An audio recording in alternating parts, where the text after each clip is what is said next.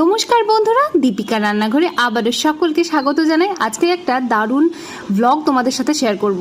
আজকে আমি চলে এসেছি বেলুড় মঠে, এবং বেলুড় মঠে কিভাবে ভোগ খেতে হয় এবং সেই ভোগের টিকিট কিভাবে কোথায় কাটতে হয় সেই সবই তোমাদের সাথে শেয়ার করব। দেখো, বেলুড় মঠের যে মূল মন্দিরটা, সেখান থেকে পাশ থেকে এইভাবে যেতে হবে।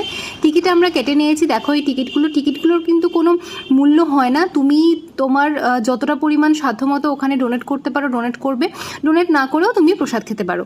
তো টিকিট কেটে নেওয়ার পরে আমরা ঢুকে পড়েছি। পাশে এখানে দেখো গঙ্গার দারুণ হাওয়া বইছে। এইখান থেকে যেতে হবে। দেখো, আমরা হলে চলে এসেছি। ওই যে গোল হলটা দেখা যাচ্ছে, এর মধ্যেই আমরা যাব মা শারদা সেবাব্রত ভবন। এই ভবনের মধ্যে আমরা ঢুকে পড়েছি।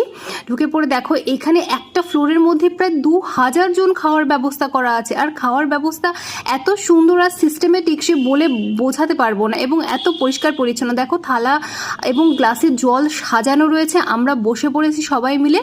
এবার শুধু অপেক্ষা কখন ভোগটা দেবে। দেখো, এখানে রান্নাঘরটাও দেখা যাচ্ছে, কত বড় চুল্লিতে মেগা রান্নাঘর, সেখানে রান্না হচ্ছে। তো প্রথমেই আমাদেরকে খিচুড়ি দিয়ে দিল।